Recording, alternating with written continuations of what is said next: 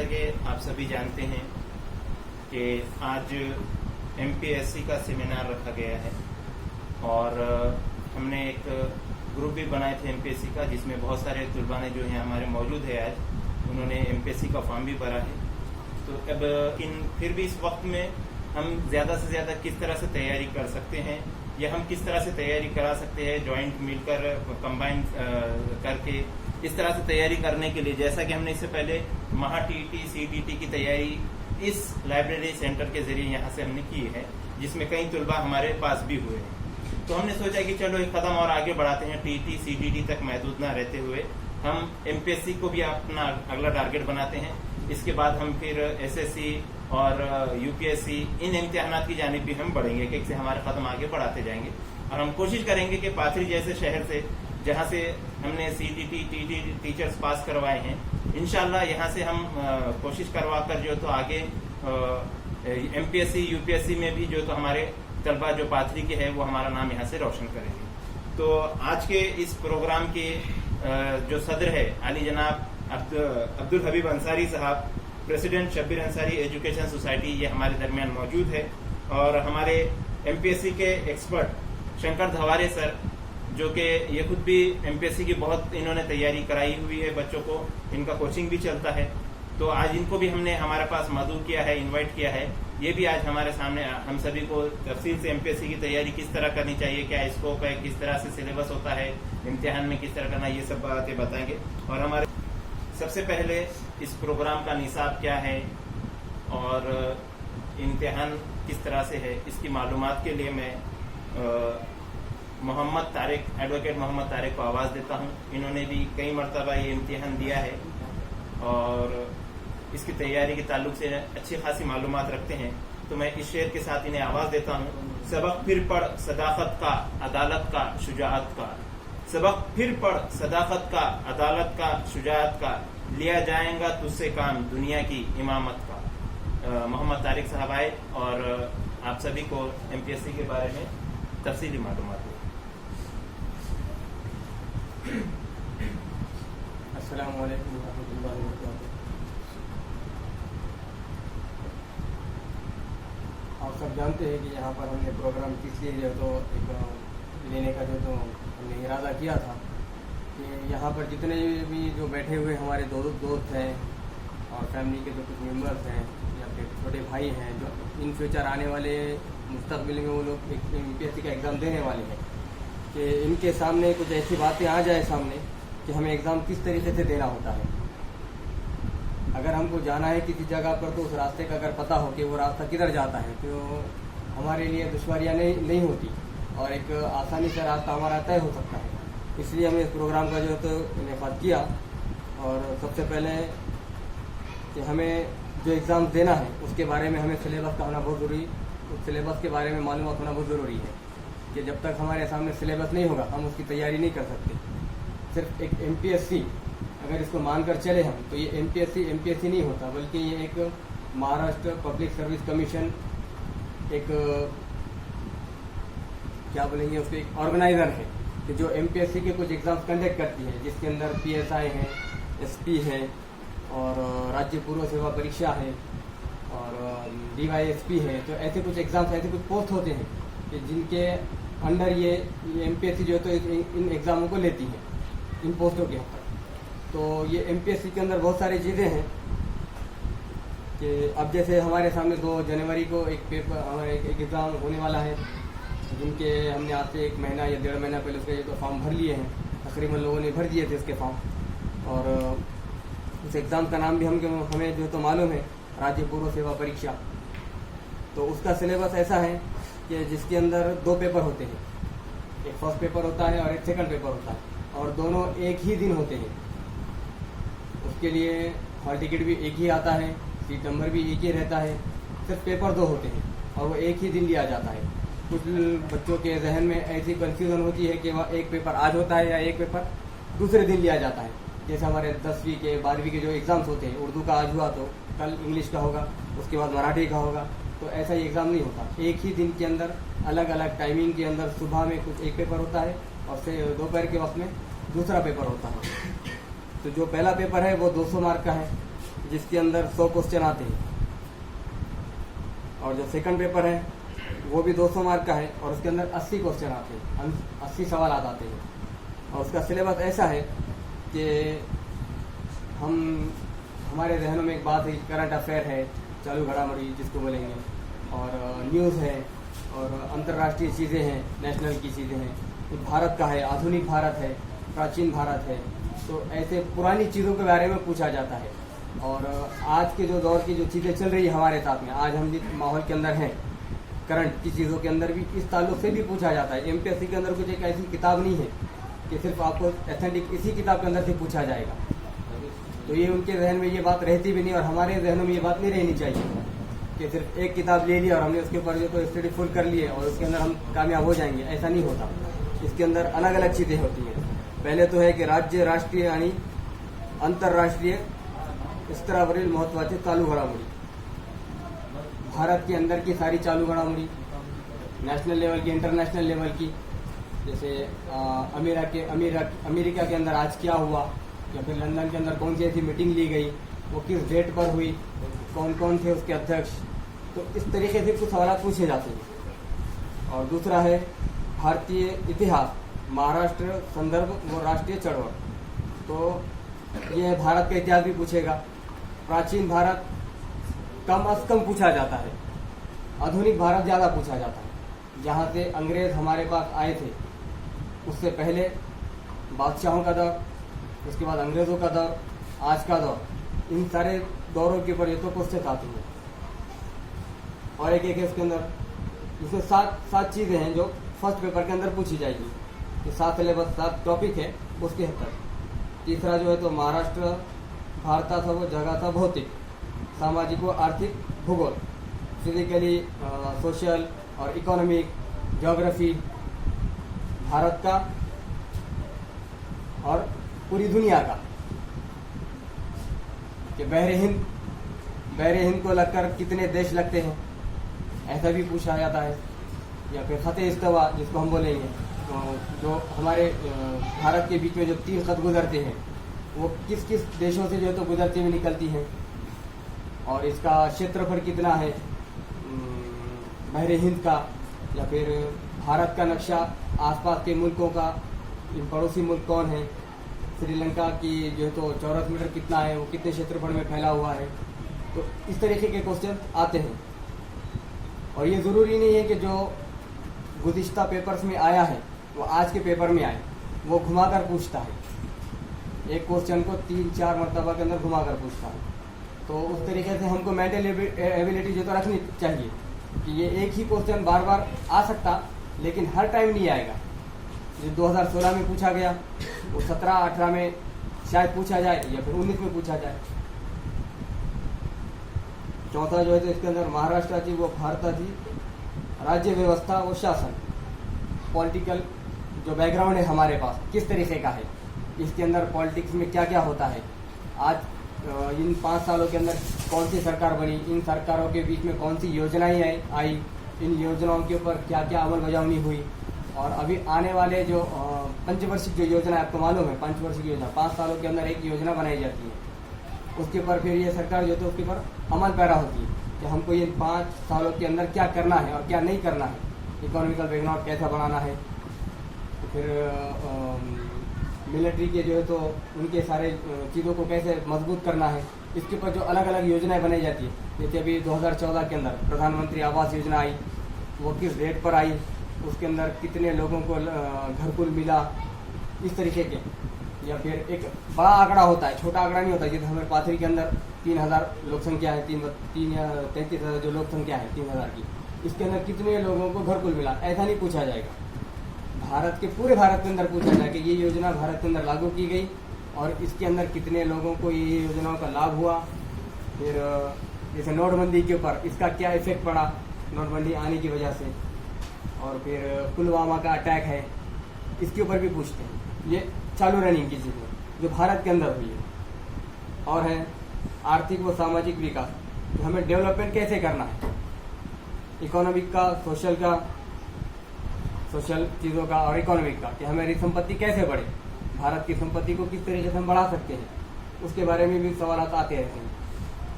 और है पर्यावरण, जो इन्वायरमेंटल है, हमारे आतराफ में आबोहवा कैसी है, इसके ऊपर हमें क्या नियंत्रण रखना चाहिए, इसके ऊपर हम कैसे इसके ऊपर ग्रिप में रख सकते हैं, कि ज़्यादा आलूदगी, हवा की आलूदगी, जैसे मोटरसाइकिल वगैरह के जो धुआं निकलता है, कि इसके ऊपर भी एक आध दो क्वेश्चन आते हैं कि भाई ये चीज़ें होने की वजह से क्या होगा और क्या नहीं होगा। एक एक सवाल आता है, उसके अंदर चार उसके पर्याय मिलते हैं, तो उसमें से हमको सिर्फ एक को जो है तो चूज करना पड़ता है, और एक ही सवाल का एक ही जवाब होगा। 4 चीज़ें रहेगी, 4 उसके अंदर जो है तो पर्याय मिलेंगे, उसके अंदर से सिर्फ हमको एक ही जो है तो सवाल को जवाब को टिक करना होता है, और टिक भी जो है तो राइट टिक नहीं करना पड़ता है, उसको अंडाकृति रहती है, उसको राउंड के अंदर जो तो पूरा डार्क करना पड़ता है। और एक ही सवाल के अगर हम 2 जवाब दें तो वो क्वेश्चन जो तो हमारा फिर नहीं माना जाएगा, उसके मार्क्स भी नहीं मिलते हमको, वो 0 में पकड़ा जाता है। और ऐसे अगर 3 क्वेश्चन अगर गलत आते हैं हमारे, उसके अंदर हमारा 1 मार्क कम हो जाता है, निगेटिव सिस्टम जिसको बोलेंगे। ये हो गया पहले पेपर का सिलेबस। सेकंड पेपर है जो 200 मार्क का है, जिसके अंदर 80 सवाल पूछे जाते हैं, और वो भी उसी दिन दोपहर में 2 घंटे का पेपर होता है, पहले के लिए भी और दूसरे के लिए सिर्फ 2 घंटे मिलते हैं उसके लिए। 9 से अगर शुरू होगा तो 12 बजे खत्म होगा, 11 बजे खत्म हो जाएगा। 1 घंटा पहले बुलाते हैं, हमको हमारी सारी चीज़ें साथ में लेकर जाना पड़ती है। उसके अंदर ब्लैक पेन, ब्लू पेन, इन सारी चीज़ों का इस्तेमाल होता है। जो दूसरा पेपर है वो 200 मार्क का है, और 80 सवाल पूछे जाते हैं। उसके अंदर भी नेगेटिव सिस्टम होती है, और कुछ उसके अंदर पैसेज पूछे जाते हैं। पैसेज के ऊपर 5 या 4 ऐसे क्वेश्चन पूछते हैं, और उसके अंदर फिर से पर्याय होते हैं कि एक क्वेश्चन के अंदर 4 पर्याय रहेंगे, उसको हमको जो तो उससे पैसेज के अंदर ढूंढना पड़ता है कि इसका जवाब किससे रिलेटेड रहेगा। तो उसका जो सिलेबस है वो आकलन क्षमता है, कंपैरिजन, वैयक्तिक कौशल्य, संवाद और कौशल्य, कम्युनिकेशन स्किल्स एक है, और उसके बाद है आर्थिक व विश्लेषण क्षमता, लॉजिकल, जिसको जैसे 4 ब्लॉक देंगे, इसके अंदर कितने चौरस है, या फिर कुछ ऐसे डिज़ाइन वगैरह के कुछ ऐसे क्वेश्चन आएंगे कि ये चांद है, दूसरा चांद इधर निकलता है, तीसरा चांद इधर निकलता है, तो फिर चौथा किधर से निकलेगा। वो छोटी छोटी शक्लें रहती है, एक क्वेश्चन में शक्लें रहती है। वो पेपर आपको कल दिखाएंगे इंशाल्लाह। उसके बाद है सामान्य बौद्धिक क्षमता, जनरल एबिलिटी, और एक है मूलभूत संख्या शास्त्र, जैसे कि मैथमेटिकल के कुछ क्वेश्चन आते हैं, तो उसमें ग्राफ रहता है, चैप्टर है, चार्ट है, और जो है तो नंबरिंग आती है कि 25 फिर प्लस फिर 25, उसके आगे के इसमें एक डैश के अंदर दे देता है कि इसके अंदर क्या जवाब इसका आएगा। ये बुद्धिमत्ता से जो है तो रिलेटेड है।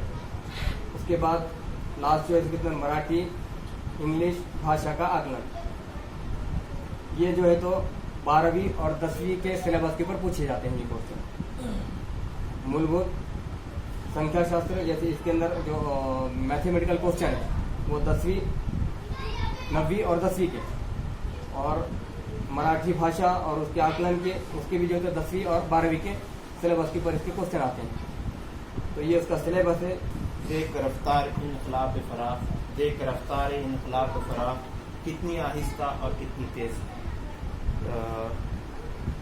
तारिक साहब के बाद मैं अपने इम्तिहान के तजुर्बात मुख्तसरन 5 मिनट में आपके सामने शेयर करूंगा। एमपीएससी का एग्ज़ाम मैंने भी पिछली मरतबा दिया था 2 साल पहले, जब मैं मुंबई में था।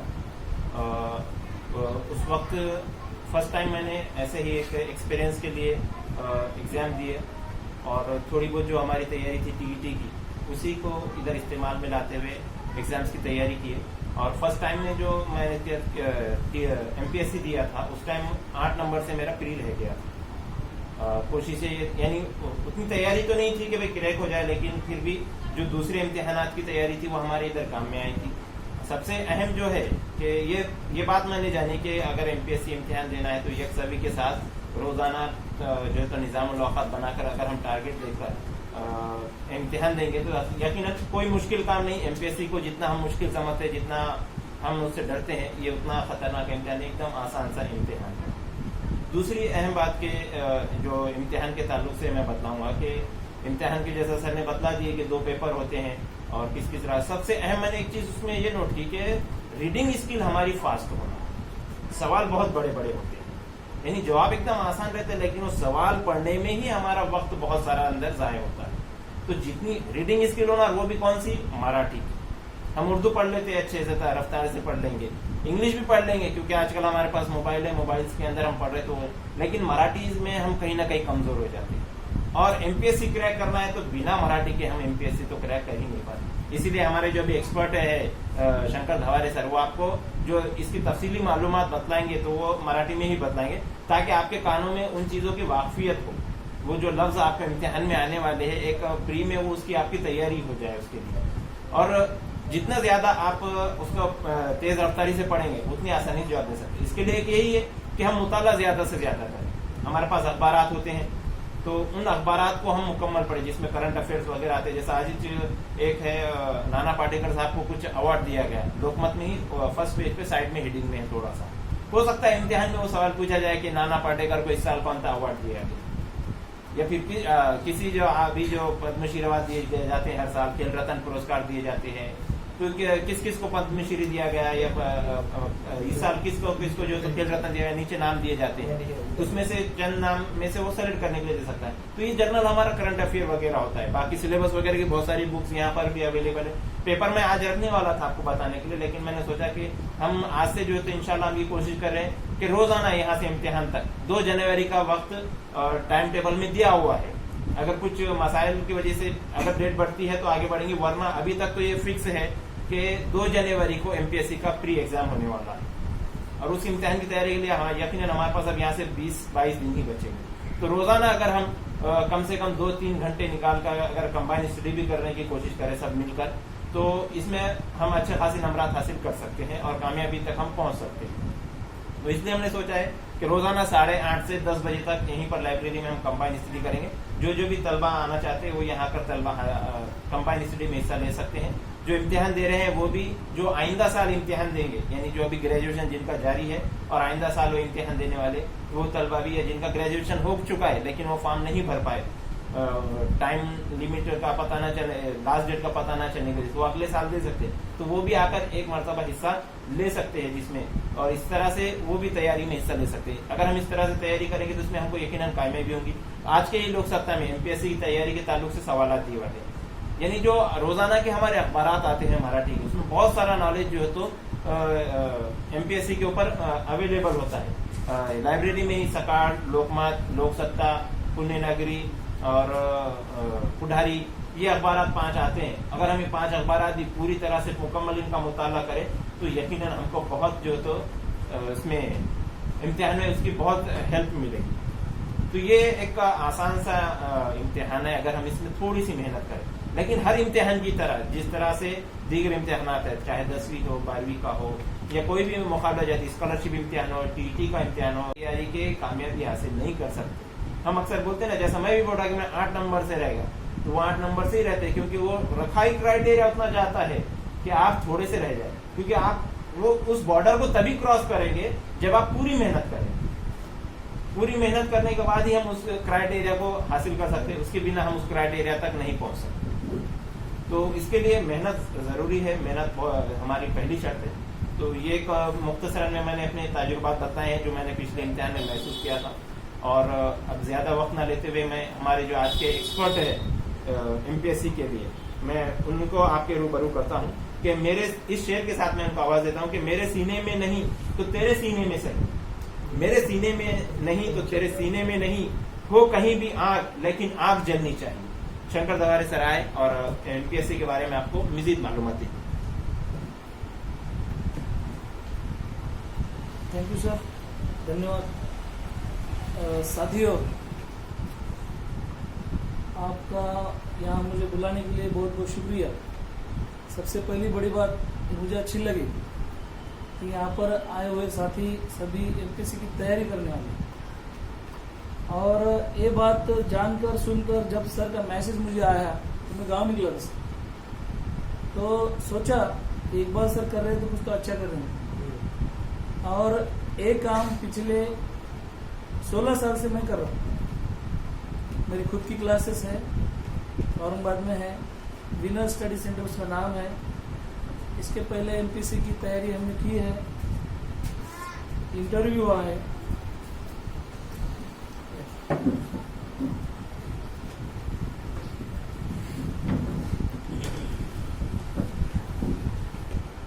सरने यहाँ पर जो मौका दिया इसके लिए शुक्रिया। आता मी म्हटल्याप्रमाणे तुम्हाला मराठीत बोलणार आहे। या ठिकाणी सरांनी जो पॅटर्न पाथरीमध्ये राबवायचा प्रयत्न केलाय त्याबद्दल त्यांचं अभिनंदन। आणि या ठिकाणी आदरणीय व्यासपीठ आमचे मित्र तुरुनर साहेब, अब्दुल हबीब अन्सारी साहेब, या ठिकाणी जमलेल्या सगळ्या माझ्या मित्रांनो, तुम्ही अफसर एज्युकेशन अँड वेलफेअर सोसायटी आणि all India ideal teachers association यांनी हा जो एमपीएससीचा सेमिनार आयोजित केलेला आहे, या सेमिनारला उपस्थित राहून खुशीचा माहोल निर्माण झालाय। आणि यामध्ये मला एवढं विचारायचं आहे की इथं एमपीएससी देणारे किती आहेत आणि दिलेले किती आहेत। ज्यांनी अगोदर एमपीएससी दिलेली आहे त्यांनी हात वर करा। ज्यांनी एमपीएससी दिलेली आहे हात जोड। आता तुम्हाला हे नवीन आहे, तुम्ही याच्यामध्ये नोकरीवाले किती आहेत? ज्यांनी नोकरी करतात 4 लोक, और बाकी के सब बीए झालेलं असेल, कोणाचं एमए झालेलं असेल, कोणाचं 12वी झालेलं असेल, बरोबर आहे। आता सांगण्याचा उद्देश हाच आहे की एमपीएससीची तयारी करत असताना, यूपीएससीची तयारी करत असताना तुम्हाला 5 गोष्टी महत्वाच्या आहेत। एक, या ठिकाणी एमपीएससी का करायची, एमपीएससी कशी करायची आणि एमपीएससी कुठं करायची, आणि एमपीएससी करण्यासाठी तुम्हाला कोणत्या साधनांचा वापर करायचा आणि एमपीएससी पास होण्यासाठी तुम्हाला काय करायचं, या 5 गोष्टी आपल्याला इथं बघायच्या। त्याच्यामध्ये आता एमपीएससीच्या माध्यमातून महाराष्ट्र लोकसेवा आयोग, महाराष्ट्र पब्लिक सर्व्हिस कमिशन असा त्याचा लॉंग फॉर्म आहे। आणि ही परीक्षा 2 पद्धतीने होते, एक राज्यसेवा पूर्व परीक्षा आणि दुसरी परीक्षा जी होते ती परीक्षा असते कंबाईन। त्याच्यामध्ये 3 पदाची भरती होते कंबाईन मध्ये। एक आहे असिस्टंट, जे की मंत्रालयामध्ये पद असतं, दुसरं जे असतं STI, ज्याला की सेल टॅक्स इन्स्पेक्टर म्हणतात, आणि तिसरं जे पद असतं ते असतं PSI। अशा या 3 पदाची वेगवेगळी परीक्षा आता एमपीएससी घेत आहे। परंतु एमपीएससीनं जेव्हा याची सुरुवात केली तेव्हा एमपीएससी ही परीक्षा वेगवेगळ्या घ्यायची। आता तुम्हाला कोणत्या पोस्टची तयारी करायची याच्यावरती ते अवलंबून आहे। आता तुम्ही या ठिकाणी सगळे नवीन आहेत, त्यामुळे मी तुमचा जास्त वेळ नाही घेणार। तुम्हाला जे बेसिक गोष्टी आहेत त्या सांगणार आहे, आणि तुम्हाला काय करायचंय, कोणते पुस्तक वापरायचे, अभ्यासक्रम कसा आहे, या 3-4 गोष्टी सांगणार आहे। तुमचा जास्त वेळ न घेता मी यूपीएससीचा क्रायटेरिया सांगत असताना आणि एमपीएससीचा क्रायटेरिया सांगत असताना आणि कंबाईनचा क्रायटेरिया सांगत असताना या 3ही गोष्टी एकत्र सांगा, म्हणजे तुमचा वेळ वाचेल आणि या ठिकाणी तुम्ही बोर पण होणार नाही। आता एमपीएससी मध्ये विनर स्टडी सेंटरच्या माध्यमातून आम्ही 500 ते 600 लोक सर आजपर्यंत अधिकार केले। मी स्वतः राज्यसेवेची तयारी करतोय, मुलाखतीला आहे, मुलाखत दिलेली आहे, आणि मला किंग मेकरची भूमिका होण्यात आवडते। त्याच्यामुळे औरंगाबाद सारख्या ठिकाणी आम्ही जेव्हा क्लासेसची ओपनिंग केली त्यावेळेस 5-6 मुलांचीच आमच्याकडे बॅच राहायची, पण 200-200, 300-300 मुलं आमच्याकडे त्यावेळेस होती। आता मी इथं बदली करून आलो, 2 वर्ष झालं। पण त्या सेंटरच्या माध्यमातून आम्ही जेव्हा ते सेंटर चालवलं तर लायब्ररी आहे। पहिल्यांदा तुम्हाला ती सुविधा पण बघावी लागेल। तुम्हाला लायब्ररी आहे, सगळ्यात मोठी छान गोष्ट आहे, कारण वाचाल तर वाचाल, विचारात परिवर्तन केल्याशिवाय तुमच्या आचरणात परिवर्तन होणार नाही। जोपर्यंत तुमच्या कृतीमध्ये ते येणार नाही, मला ही चांगली गोष्ट वाटली। कारण या अगोदर आमच्याकडे सर मुघल साहेब म्हणून आहेत, शिक्षणाधिकारी मुघल साहेब, आता रिटायर झाले। जेव्हा ते रिटायर झाले तेव्हा त्यांच्या पुढे आम्ही प्रस्ताव ठेवला का मी स्वतः, की साहेब तुम्ही रिटायर झाल्यानंतर काय करणार, तर सगळ्या लोकांनी म्हटले होते की आमच्या संघटनेत या, आमच्या इथं या, आमचं ते करा। आणि मी त्या सभेमध्ये औरंगाबादच्या म्हटलो होतो साहेबांना, सीओ साहेबांच्या समोर, की सर तुम्ही जर एमपीएससीच्या माध्यमातून एखाद्या गरीब विद्यार्थ्यांना, अल्पसंख्याक विद्यार्थ्यांना मदत करू शकत असाल, तुम्ही जर त्या विद्यार्थ्याला पुढे घेऊन जाऊ शकत असाल, किंवा काही पुस्तकाची मदत असेल, काही लायब्ररीची मदत असेल, क्लासेसची मदत असेल, कपड्याची मदत असेल, काही असेल, ती जर तुम्ही देऊ शकत असाल तर ते काम करा. तर सरांनी सगळ्या गोष्टी तिथे लिहिल्या होत्या आणि आज मुघल साहेब ते काम करतात, याचा मला अभिमान. आणि त्या माध्यमातून आम्ही विनर स्टडी सेंटरच्या माध्यमातून मी स्वतः अनेक गरीब विद्यार्थ्यांना आम्ही मदत केलं, अनेक विद्यार्थ्यांना लायब्ररी लावून दिल्या, फ्रीमध्ये आहेत. सोशल एक काम म्हणून आपल्या एक समाजाला देणं लागतं म्हणून आपण काम केले. विद्यार्थ्यांना पुस्तकाच्या माध्यमातून असेल, लायब्ररीच्या माध्यमातून असेल, क्लासेसच्या माध्यमातून असेल, पुण्याला जा, भरमसाठ फीस आहे. फीस घेतल्याशिवाय तुम्हाला एंट्री देत नाही. अगोदर चेक घेतात, फीस घेतात, त्याच्यानंतर तुम्हाला क्लासमध्ये एंट्री आहे. आमच्याकडे तसं नाही. अगोदर तू 1 महिना तिथं बस, फ्रीमध्ये कर आणि मग तू बघ. जर पुण्याला तुमच्या 50,000 फीस असेल तर आपल्याकडे 3,000 फीस होती. ते पण सोशल वेलफेअर फंडामध्ये फीस जमा करायची, आमच्या हातात नाही करायची, कारण तो निधी सगळा समाजाला कामाला येईल. आणि अशा माध्यमातून जेही आमच्याकडे लेकर घडले, जे झाले, त्याच्या माध्यमातून आम्ही काम करतो. हा एक मुद्दा वेगळा झाला. सामाजिक सोशल आपल्याला भान आहे, त्याचं आपण काम करतोय. एक अल्पसंख्याक समाज म्हणून, एक बहुजन समाज म्हणून जो याच्यामध्ये पाठीमागा आहे, त्या समाजाला घेऊन जाण्यासाठी आपण कुठेतरी आपला, बाबासाहेब म्हणाले होते की तुम्ही जरी कलेक्टर नाही झाला तरी तुम्ही कलेक्टरचे बाप व्हा, म्हणजे तुमच्या लेकरांना तुम्ही कलेक्टर करा. म्हणून IAS IPS नावाचं जे पद आहे, ते पद जे आहे तिथं UPSC मध्ये भरलं जातं. त्याच्यामधून आता मी तुम्हाला त्या ट्रॅकवर आणतो. हा झाला तुमचा सोशल भाग. आता तुमच्या MPSC कडे. जर तुम्हाला समाजामध्ये तुमची पद निर्माण करायची असेल, जर तुम्हाला समाजामध्ये एकदम तुमच्या स्वतःचं अस्तित्व निर्माण करायचं असेल, स्वाभिमानानं जगायचं असेल, तर तुम्हाला समाजामध्ये एकच गोष्ट लक्षात ठेवावी लागेल, मला लाल दिव्याच्या गाडीत जायचं. लाल दिव्याच्या गाडीत जर जायचं असेल तर एकच मी तुम्हाला म्हणेल की उठ विद्यार्थ्या जागा हो, MPSCचा धागा हो. जोपर्यंत तुम्ही MPSC ओढून समजून घेणार नाही तोपर्यंत MPSC कळणार नाही, UPSC कळणार नाही. आता तुम्हाला जर अधिकारी व्हायचं असेल तर त्या अधिकाऱ्यामध्ये प्रकार आहे. एक, मंत्रालयामध्ये असणारे अधिकारी.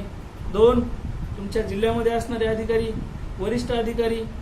आता त्याच्यामध्ये एक UPSC नावाचं पॅटर्न आहे जो की केंद्र सरकार चालवते, ती राज्यघटनेमध्ये तशी तरतूद आहे. त्याच्याप्रमाणे 2 पदं भरले जातात, 3 पदं भरले जातात, त्याच्या केडर असतात UPSC मध्ये. त्या UPSC मध्ये जे पहिलं जे केडर असतं ते असतं IAS, आणि दुसरं केडर असतं IPS, तिसरं केडर असतं IFS, आणि पहिल्या केडरला म्हणतात कलेक्टर चीफ. आपण जे म्हणतो ना कलेक्टर कसे होतात, ते कलेक्टर IAS असतात, जे की केंद्रीय लोकसेवा आयोग अर्थात UPSC युनियन पब्लिक सर्व्हिस कमिशनची परीक्षा पास होतात. आणि त्याच्यानंतर त्याच्यामध्ये केडर असतं, ते मार्काप्रमाणे लावलं जातं आणि त्याच्यामध्ये ते पास होतं. त्याचा सिलेबस आणि राज्यसेवेचा काय संबंध आहे हे मी तुम्हाला लगेच सांगतो. आता कलेक्टरचं जे पद आहे ते पद काय साधं पद नाही. तुमचा अख्खा जिल्हा चालवणारा तो प्रतिनिधी असतो. कोणाचा? केंद्र शासन. कलेक्टरच्या हातामध्ये किती पॉवर आहेत, किती गोष्टी आहेत हे तुम्हाला माहित, सगळ्यांना माहित आहे. आपण सहज म्हणून जातो कलेक्टर लागून गेला. जिल्हाधिकारी हा देशाचा त्या जिल्ह्याचा प्रमुख आहे. एसपींना सुद्धा काही ऑर्डर्स ज्या घ्याव्या लागतात त्या कलेक्टर कडून मान्य करून घ्याव्या लागतात. बरोबर आहे. कलेक्टर हे सर्वोच्च पद आहे जिल्ह्यातलं, आणि कलेक्टरची जी केडर असतात ते त्या मार्क वाईज त्या राज्यामध्ये असतात. हे झालं कलेक्टर. आणि दुसरं जे पद आहे ते IPS असतं, त्याला आपण SP म्हणतो, सुप्रिटेंडेंट ऑफ पोलीस. त्याच्यानंतर जे तिसरी जी रँक लागते ती IFS असते, जी फॉरेन सर्व्हिस असते. आपण म्हणतो फॉरेन सचिव असतात बाहेरचे, जे की आपल्या देशाचा राज्यकारभार दुसऱ्या देशातला राज्यकारभार कसं समजेल त्यांना, आपली भाषा त्यांची भाषा कसं समजेल आपल्याला, तिथला कारभार इथला कारभार, त्याच्यासाठी ते पद आहे. बरोबर. आता ही परीक्षा कशी द्यायची, परीक्षा द्यायच्या पद्धती असतात. दरवर्षी ही परीक्षा होते, त्याच्या एक पद्धती आहे. 1 पूर्व परीक्षा, 2 मुख्य परीक्षा, 3 मुलाखत. UPSCची परीक्षा देत असताना पूर्व परीक्षा जी आहे त्याच्यामध्ये 2 पेपर आहेत. एक पहिला जो पेपर आहे तो हिंदीमध्ये असतो आणि इंग्रजीमध्ये असतो. पूर्व परीक्षा म्हणतात त्याला, प्री एक्झाम्स, ज्याचे मार्क्स पहिल्या पेपरचे जे मार्क असतात ते 200 मार्काचा पेपर असतो, त्याच्यामध्ये 100 क्वेश्चन असतात. त्याच्यामध्ये विषय जे असतात इतिहास, भूगोल, राज्यघटना, पर्यावरण, चालू घडामोडी असे 7 विषय असतात. पूर्व परीक्षा. दुसरा भाग आहे मुख्य परीक्षा यूपीएससीचा. यूपीएससीच्या मुख्य परीक्षेमध्ये प्री परीक्षा जे पास होतात त्यांचीच यादी लागते, त्यांचेच नंबर येतात, त्याच पोरांना मुख्य परीक्षा पात्र असतात. मुख्य परीक्षा ही पहिल्यांदा 2 पेपर असतात ज्याला की क्वालिफाय पेपर म्हणतात. ते क्वालिफाय पेपर पहिला पेपर आणि दुसरा पेपर जो की 300 गुणांचा असतो. पहिला पेपर, दुसरा पेपर 300 गुणांचा 3 तासाचा. त्याच्यामध्ये पुन्हा 4 पेपर असतात खाली, पहिला पेपर, दुसरा, तिसरा आणि चौथा पेपर. आणि या पेपरमध्ये सुद्धा 250 मार्काचे हे 4 पेपर असतात आणि त्यांना असतो 3 तास. आणि त्याच्यानंतर शेवटचे जे 2 पेपर असतात ते तुमच्या मनावरती असतात की जे 2 पेपर असतात ते तुम्ही निवडायचे असतात, ज्याला की तुम्हाला मराठीमध्ये आवड आहे, इंग्लिशमध्ये आवड आहे, उर्दूमध्ये आवड आहे, एखाद्या लिटरेचरमध्ये आवड आहे, रशियनमध्ये आवड आहे, कुठलाही विषय तुम्ही तिथं घेऊ शकता, जे की एमपीएससीने याच्यामध्ये ठरवून दिलेले असतात. त्या विषयापैकी एक विषय निवडायचा असतो. त्याचे 2 भाग असतात. त्याच्या 2 भागामध्ये पहिला 5वा पेपर आणि 6वा पेपर जो की 250 मार्काचा असतो. आणि शेवटी ही जी परीक्षा पास होते ती सगळी लेखी परीक्षा असते, आपल्याला सगळं लिहायचं असतं. आणि ह्या सगळ्या लेखी परीक्षेमधून जे लेखक पात्र होतात ज्या मार्कामध्ये, त्यांची मुलाखत होते 275 मार्काची. आणि मग शेवटी एका पॅनलमध्ये जेवढ्या विद्यार्थ्याची तिथं निवड केली जाते त्या पॅनलमध्ये एक लोक बसलेले असतात आणि त्या लोकांच्या माध्यमातून ते पॅनल एवढं हुशार असतं त्याच्यातून ती चॉईस करतात. 2 जर लोक तिथं आयएस बसलेले असतील, केंद्रीय लोकसेवेचा अध्यक्ष तिथं इंटरव्ह्यूला असतो, त्याच्यामध्ये एक प्रोफेसर असतो, एक टॅलेंटेड, त्याच्यानंतर एक मानसिक रुग्ण असतो, एक मनोरुग्ण ज्याला म्हणतात की तो मनोरुग्ण आहे का नाही असं त्याचं चेकिंग करण्यासाठी त्या ठिकाणी एक सायकोलॉजिस्ट बसलेले असतात, तो कशा प्रकारचा विद्यार्थी आहे. आणि ही यूपीएससीची परीक्षा पास झाल्यानंतर शेवटी एक यादी लागते आणि निवड झाली असते. आणि तुम्हाला जर याच्यामधून बघायचं असेल तर महाराष्ट्रामध्ये यूपीएससीचं प्रमाण जे आहे हे खूप कमी होतं, पण आता जास्तीचं प्रमाण का वाढलंय? सुविधा. सगळ्या लोकांनी आपल्या मानसिकता बदललेल्या आहे. आतापर्यंत लोकांना वाटायचं की कलेक्टर हे बिहारचे, यूपीचेच का होतात. मी आता सर 10 ते 12 दिवस झालं मी यूपीलाच होतो, आग्र्याला, दिल्लीला. तर तिथल्या लोकांमध्ये मी पाहिलं, मी स्वतः दिल्लीला राहिलो यूपीएससी करायला. यूपीएससी करत असताना मला एक अनुभव आला. यूपीएससीला आंध्रामधले, तामिळमधले, बिहारमधले, यूपीमधले पोरं पास होण्याचं कारण आहे त्या लोकांना फक्त एकच शिकवलं जातं की आपको आयएस बनना है, आयपीएस बनना है. आपल्या लोकांना एकच शिकवलं जातं, तुला शिक्षक बनायचं, तुला ग्रामसेवक बनायचं, तुला तलाठी बनायचं. तुझं जे एम आहे, तुझा जे उद्देश आहे ते मोठं ठेव. जेव्हा तुम्ही यूपीएससी करणार त्याचाच अभ्यास करून तुमच्या राज्यसेवेला. राज्यसेवेचा अभ्यासक्रम काय आहे? पहिला पेपर पूर्व परीक्षा, दुसरा पेपर मुख्य परीक्षा, तीच पद्धत. पूर्व परीक्षा, मुख्य परीक्षा, मुलाखत. जी यूपीएससीची पद्धत आहे तीच एमपीएससीची पद्धत आहे. आता महाराष्ट्र शासनाने तो बदल केला आणि त्याच्यामध्ये पण महाराष्ट्र शासनाने आता तुम्हाला जी राज्यसेवेची परीक्षा द्यायची आहे तीच एमपीएससीची परीक्षा यूपीएससीच्या धर्तीवर राज्य शासनाने केलं. त्याचं कारण असं आहे की राज्य शासनाला ही महाराष्ट्रामधून जास्तीत जास्त यूपीएससीचे विद्यार्थी घडवायचे, आपले जास्तीत जास्त लोक यूपीएससी मध्ये पास झाले पाहिजे. म्हणून पूर्व परीक्षा देत असताना तुम्ही त्याच्यामध्ये 2 जानेवारीला आता एक परीक्षा आहे. दरवर्षी ही ऍड निघत असते, डिसेंबरमध्ये ऍड निघते, त्याचे फॉर्म भरायचे असतात 20 दिवसामध्ये.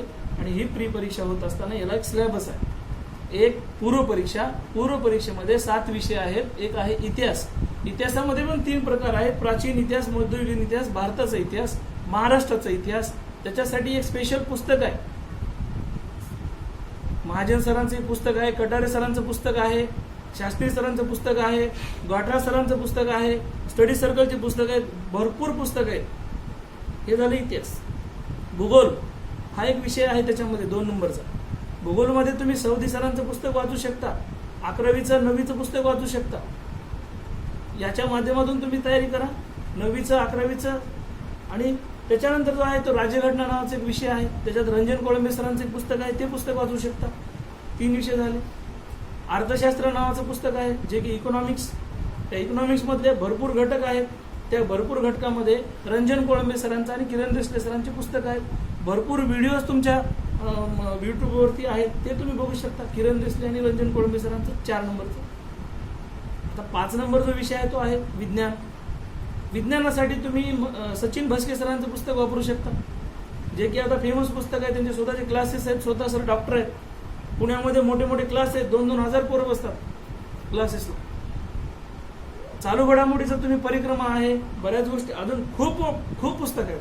लोकसत्ता साधा पेपर आहे, त्याच्यापेक्षा द टाइम्स ऑफ इंडिया वाचा, महाराष्ट्र टाइम्स वाचा. चालू घडामोडीसाठी पर्यावरणासाठी तुम्ही तुषार घोरपडे सरांचं पुस्तक चांगलं आहे. हे झाले 7 विषय पूर्व परीक्षेचे. दुसरा टप्पा आहे, तुम्ही जरी परीक्षा पास झालात त्याच्यामध्ये पण प्रकार आहेत. एसटीचं मेरिट लागतं, एसटीचं लागतंय, ओपनचं लागतं. तुम्ही फॉर्म कोणत्या कॅटेगरीमध्ये भरता तेही महत्वाचं आहे. तुम्ही स्पोर्टमध्ये भरता तेही महत्वाचं आहे. आता तर नवीन आरक्षण काढलं सर, अनाथांना आरक्षण दिलं. अनाथ बेघर त्यालाही आरक्षण आलं. परत SBC, परत आता मराठा आरक्षणामुळे परत ते आरक्षण वेगळं झालं होतं, ते आरक्षण परत रद्द केलं. म्हणजे MPSCचा निकाल लागण्यासाठी हे काही कारणीभूत आहेत गोष्टी. याचा सुद्धा इफेक्ट होतो. आणि सगळ्यात महत्वाची गोष्ट आहे तुमची वयोमर्यादा.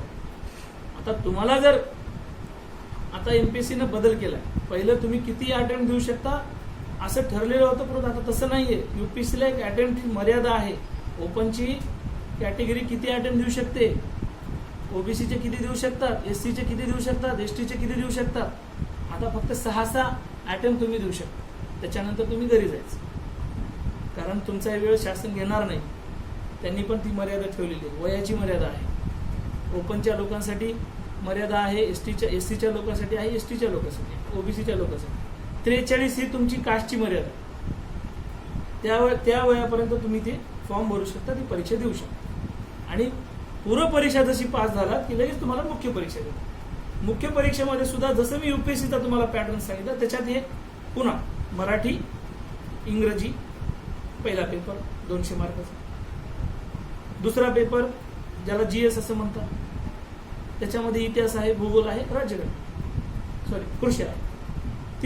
दुसरा पेपर त्याच्यामध्ये राज्यघटना आहे. तिसऱ्या पेपरमध्ये अर्थशास्त्र आहे. चौथ्या पेपरमध्ये विज्ञान आहे. ही जर परीक्षा पास झाली तर तुम्ही मुख्यला राहतात. मुख्य परीक्षा पास झाली तुम्ही मुलाखतीला राहतात.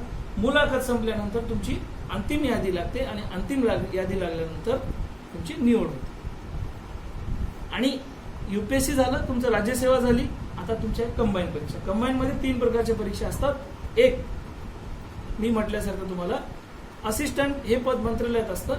त्याच्यासाठी आता शासनाने लोकसेवा आयोगाने त्याचा पॅटर्न बदलला. पहिले एकच परीक्षा व्हायची प्री सगळ्यांची वेगवेगळ्या पदासाठी, परंतु आता त्यांनी काय केलं, एकच कंबाईन नावाची परीक्षा ठेवली. सगळ्या पेपर, तिन्ही पेपरसाठी, तिन्ही पदासाठी एकच पेपर. त्याचं नाव आहे संयुक्त पूर्व परीक्षा, जी की आता 26 फेब्रुवारीला आहे. आता 26 फेब्रुवारीला ती परीक्षा आहे. आता या परीक्षेसाठी जो सिलेबस आहे तेच पूर्व परीक्षा, मुख्य परीक्षा. इथं मुलाखत नाही. 2016 पर्यंत मुलाखत होती, परंतु महाराष्ट्रामध्ये MPSC मध्ये खूप मोठा घोटाळा झाल्यानंतर, उघडकीस आल्यानंतर ती मुलाखत पद्धत रद्द केली. आणि राज्यसेवेची परीक्षा जी आहे ती वस्तुनिष्ठ स्वरूपात होते. आता अगोदर ती वस्तुनिष्ठ नव्हती, ती सगळं लिहायचं होतं पूर्ण. जसं आपण कॉलेजमध्ये, शाळेमध्ये प्रश्नांची उत्तरं लिहितो का, तसं UPSCची परीक्षा होते लिहायची. आणि आपली जी MPSCची परीक्षा आहे ती वस्तुनिष्ठ स्वरूपात होते. गोल गोल करावं लागतं त्याला, ऑब्जेक्टिव्ह टाईप वस्तुनिष्ठ त्याला म्हणतात. आणि ह्या 3 पेपर झाल्यानंतर ह्या 3 मध्ये तुमचं जे असिस्टंट नावाचं जे पद आहे त्याच्यामध्ये सुद्धा मेरिट लागतं. पुन्हा STI मध्ये लागतं, PSI मध्ये लागतं. आणि पहिला जो पेपर असतो तो असिस्टंटचा मुख्यचा पेपर जो असतो, त्याच्यामध्ये पण पहिल्या पेपरला मराठी आणि इंग्रजी असतं. आणि त्याच्यामध्ये आता नवीन कन्क्लूड केले त्यांनी.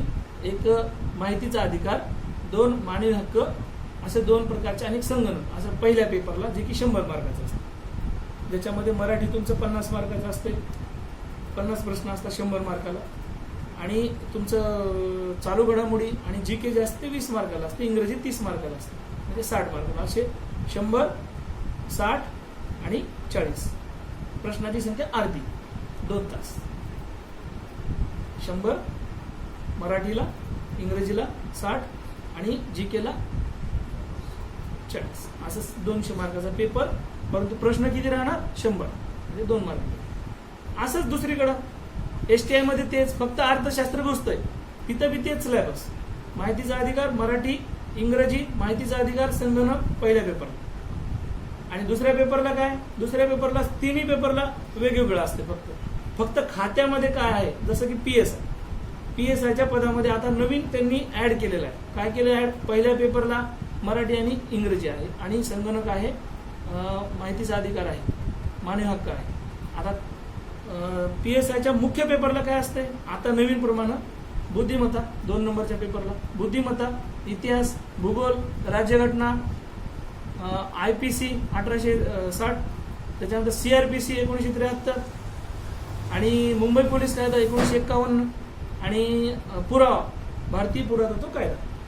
या 4 गोष्टी त्यांनी का? ज्या खात्याशी तो माणूस चाललेला आहे, मंत्रालयाचा माणूस चालला मंत्रालयामध्ये, तर त्याला मुख्य परीक्षेमध्ये तिथली माहिती असावी म्हणून त्याला त्या खात्याशी संबंधित तो अभ्यासक्रम त्यांनी समाविष्ट केला. STI ला विक्री कर अधिकारी जो आहे त्याला अर्थशास्त्राशी संबंधित आहे म्हणून तो इन्क्लूड केला.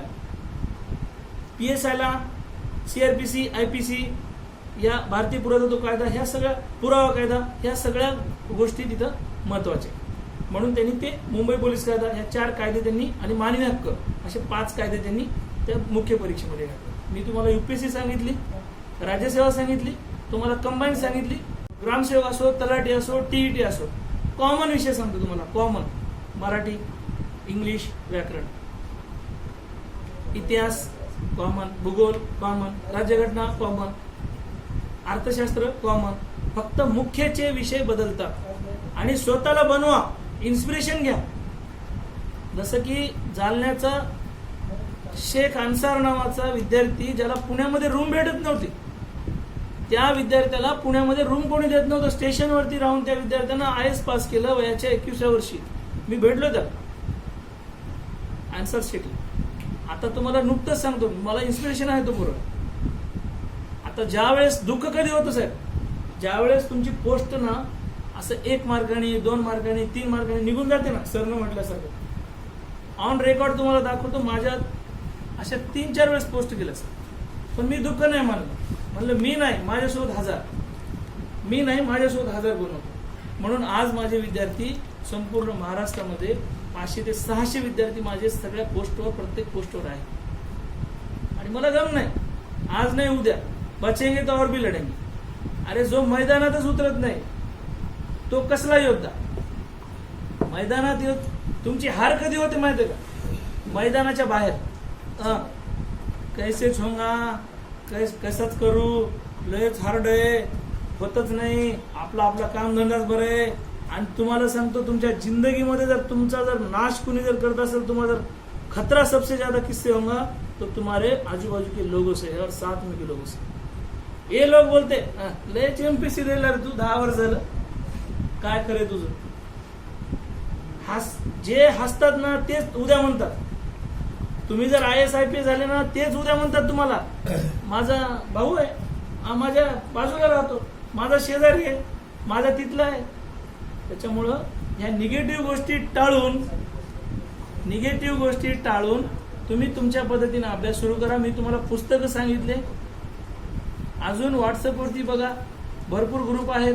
तुम्हाला जर तयारी भारीच करायची असेल तर हैदराबादला शंकर IAS नावाची अकॅडमी आहे. आतापर्यंत ज्या अकॅडमीनं सगळ्यात जास्त IAS IPS घडवले, शंकर IAS अकॅडमी हैदराबाद, राव अकॅडमी दिल्ली, सगळ्यात जास्त IAS IPS ह्या 2 अकॅडमीने घडवले आजपर्यंत. आणि UPSCचे जे एकदम हाय लेवलचे पुस्तक आहेत, जसं की राज्यघटनेचं पुस्तक आहे M लक्ष्मीकांतचं, जसं की रमेश सरांचं आहे अर्थशास्त्राचं, जसं की ग्रोवर सरांचं आहे इतिहासचं, चौधरी सरांचं आहे भूगोलचं, शास्त्री सरांचं आहे इतिहासचं. असे मी तुम्हाला भरपूर नावं सांगू शकतो. परंतु मला तुम्ही इथं बसल्यानंतर असं लक्षात आलं की तुम्ही न्यू कमर्स आहात आणि तुम्हाला जास्त कितीही मी जरी हे करत राहिलो तरी तुमच्या सगळं ते डोक्यावरून जाईल. म्हणून फक्त एकच सांगू इच्छितो, तयारी करत असाल तर एकच करा, 5वी ते 10वीचे पुस्तकं उचला. सगळ्यात पहिलं NCERTचे पुस्तकं उचला, जे की इंग्लिश मिडियमचे आहेत, जे की हिंदी मिडियमचे आहेत. ते बी कोणते?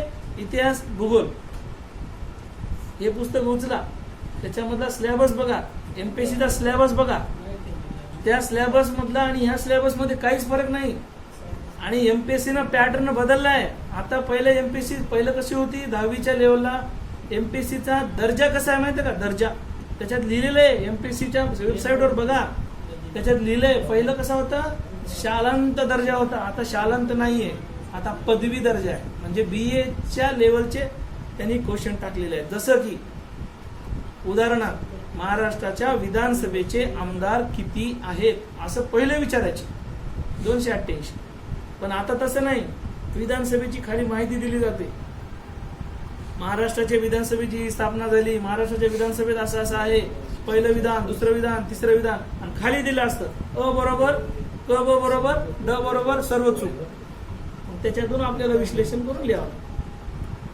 मराठी व्याकरण बघा, इंग्लिश व्याकरण बघा, NCERTचे पुस्तकं बघा, स्टडी सर्कलचे पुस्तकं बघा.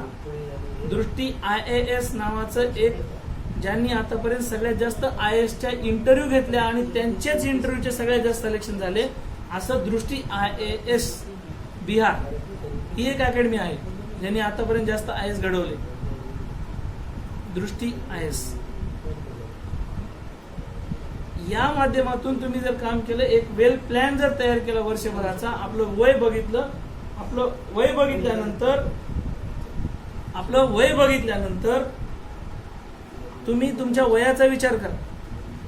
वयाचा विचार केल्यानंतर तुम्ही तुमच्या अभ्यासाचं नियोजन करा आणि त्याच्यानंतर मग तुम्ही ठरवा की तुम्हाला कुठल्या पोस्टची तयारी करायची. मी तर हे सांगेल तुम्हाला की UPSCचे पुस्तकं वाचा, मग तुमची MPSC निघल. MPSCचे पुस्तकं वाचा, तेव्हा तुमचं PSI निघल, तेव्हा तुमचं STI निघल. आणि या सगळ्याची तयारी करत असताना तुम्हाला साध्या पोलीस भरतीला तर तुम्ही इझी, ग्रामसेवक इझी, तलाठी इझी. आता इथं तुमचा जास्त वेळ न घेता सरांना सांगू इच्छितो की सर, तुम्हालाही सांगण्यात मला खुशी आहे. तुमच्याकडं जे दलालवाड सर होते, दलालवाड आणि मी सोबत इंटरव्ह्यूला होतो. आणि आपल्या तालुक्यामध्ये बरं झालं तुमच्या पुढे आलो मी. आणि चांगलं उदाहरण आहे, दर्शन निकाळजे सर जे आहेत SDM पाथरीचे, ते आणि मी स्वतः इंटरव्ह्यूला सोबत होतो आणि ते माझे चांगले मित्र आहेत. मला जर तुम्ही कल्पना दिली असते अगोदर तर मी दर्शन सरांनाच घेऊन आलो असतो आणि 4 जणांचं आपलं एकदम चांगलं हे झालं असतं. मला वाटलं भरपूर स्टुडंट आहेत आणि तुम्ही इथं बसलात. माझ्यासाठी एकच मोठी गोष्ट आहे, मला एवढं छान वाटलं की ज्या समाजाला आपण, तुम्हाला राग येऊ देऊ नका किंवा वाईट वाटू देऊ नका, ज्या समाजाला आपण आज इतर एका ठिकाणी बघतोय, तो समाजाचे लेकरं, त्या समाजाचं नेतृत्व काहीतरी करण्याचं जिद्द ठेवून इथं आलंय. अभिवान साहेब, त्यांच्या शाळा आहेत स्वतःच्या. इक्बाल सर माझे मित्र आहेत, त्यांचे पण TETचे चांगले क्लासेस आहेत, विद्यार्थी भरपूर त्यांनी घडवले. सर, तुमच्या दोघांचे अभिनंदन की तुम्ही समाज जागृत करण्यासाठी काम करता. कारण झोपलेला समाज काहीच करू शकत नाही आणि जो अपना इतिहास नहीं जानता वो अपना इतिहास नहीं बना सकता. और लास्ट, हे सगळं बनवत असताना स्वतःला एक इन्स्पिरेशन कोणाला तरी समोर ठेवा. याचं हे माझं ध्येय आहे. शेख अन्सार असेल की कोणी असेल, किंवा आमचे गेल्या वर्षी आमच्याकडे CEO पृथ्वीराज साहेब होते. पृथ्वीराज साहेबांचं आणि माझं फक्त UPSC मुळे चांगलं होतं सर, बाकी काहीच नाही. एवढ्या शिक्षकामध्ये मला फक्त सरांचं मला UPSC मुळे सोबत हे करत होते. आणि आता सुद्धा नायब तहसीलदार जे आहेत, तहसीलदार जे आहेत ह्याला चिंतूरला, म्हणून शेजूळ म्हणून, तर तो सुद्धा माझा क्लासमेट आहे. आणि तुमच्याकडं सर एक BO आले होते, आता UO जाणलेला आहे, ते कैलास दातखीळ शिक्षणाधिकारी, तो आणि मी रूम पार्टनर आहे. कैलास दातखीळ सर जे शिक्षणाधिकारी आहेत ते रूम पार्टनर आहे माझं. शेवटच्या क्षणात सर, आज वय त्याचं संपणार आहे, यावर्षी सर त्याचं संपत होतो, एजबार झालं. आणि मग त्यानं म्हटलं सर आता कसं माझं संपलं, आता झालं. योगायोग बघा, अभ्यास कधीच वाया जात नाही भैया मित्रांनो, अभ्यास कधीच वाया जात नाही. तुम्ही नाही तुमची दुसरी पिढी, तुम्ही नाही तुमचा भाऊ, तुम्ही नाही तुमची लेकरं. सर शिक्षण अधिकारी जेव्हा त्यांचं एज बार झालं तेव्हा सरांना शेवटच्या वर्षात 3 पोस्ट निघाल्या. शिक्षण अधिकारी महाराष्ट्रात पहिला, उपशिक्षण अधिकारी महाराष्ट्रात दुसरा आणि STI महाराष्ट्रात पहिला. खुश दातखिळे साहेब 3 पोस्ट, शिक्षण अधिकारी महाराष्ट्रात पहिला, उपशिक्षण अधिकारी महाराष्ट्रात दुसरा सर. आणि त्याच बॅचला आम्ही पण उपशिक्षण अधिकारीला होतो, परंतु आमचं BEd नसल्या कारणानं आम्ही अपात्र ठरलो. असो, मला अजून तुम्हाला बरंच काही बोलायचं आहे. माझे लेक्चर 3-3, 5-5, 4-4 तास होतात, परंतु एवढं छान वाटलं इथं. आज ही सुरुआत है सर. थेम आप पात्री में इतिहास करोगे. जब मैं सिल्लोड में इसकी तैयारी कर रहा था सर, और जब मैंने शुरू करा था तो 2 बच्चे. आज औरंगाबाद में बड़ी अकेडमी है, चला रहे हैं. मी कधी शनिवार रविवारी लेक्चरला जात असतो आणि आजही पाथरीमध्ये एक अकॅडमी मी ओपनिंग केलेली आहे त्याची. त्यावेळेस मी आलो होतो, त्या सरांना दिलं होतं, उजगरे सर, अनिल उजगरे. त्या मित्राला आम्ही ते सपोर्ट केला होता.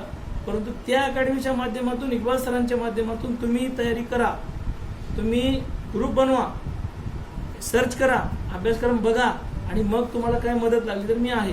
तुमचा जास्त वेळ घेतला त्याच्याबद्दल क्षमा चाहतो आणि धन्यवाद. जैसा सर ने बताया, ये हमारा आज पहला प्रोग्राम है. इंशाल्लाह अगर जैसा जैसा हम स्टडी करेंगे कंबाइन, और जैसा वक्त मिलेगा, और अगर हमें लगा कि और बुलाना चाहिए, हम सर को और इनवाइट करेंगे. तो हमारे दरमियान मौजूद है हमारे special guest PSI Pathri Shri Ganesh साहेब. मैं कार्तिकेश्वर जे साहेब आए. मैं हमारे खालिद सर से उनका रिक्वेस्ट करता हूं कि फूल पेश करके उनका इस्तकबाल करें.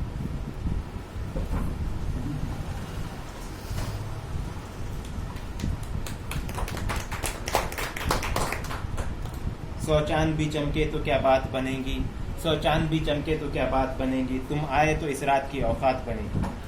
अब मैं सर का ज़्यादा वक्त ना लेते हुए, सर को ड्यूटी पर भी जाना है, सीधा मैं उनके पास आता हूँ कि इस शेर के साथ मैं उन्हें आवाज़ देता हूँ कि कुछ उसूलों का नशा था, कुछ मुक़द्दस ख्वाब थे. कुछ उसूलों का नशा था, कुछ मुक़द्दस ख्वाब थे, हर ज़माने में शहादत के यही असबाब थे. मैं सर PSI सर से चाहूँगा कि वह हम सभी को गाइड करें.